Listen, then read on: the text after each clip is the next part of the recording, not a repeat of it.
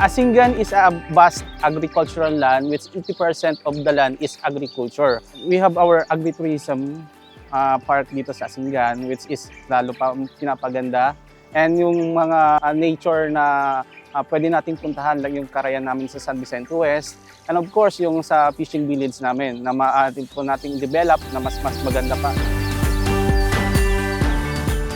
Asingan is also the largest milk producer po ng milk po dito sa Pangasinan and ine-export din po nila sa iba't ibang mga karatig region po.